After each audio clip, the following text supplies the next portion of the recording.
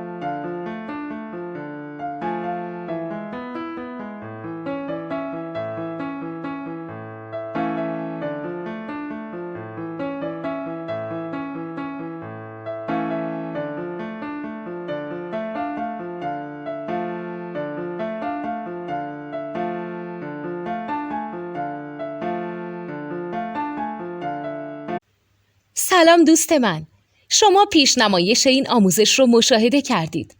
برای دیدن آموزش به صورت کامل میتونید به وبسایت نوت2 که مرجع آموزش موسیقی هست مراجعه کنید.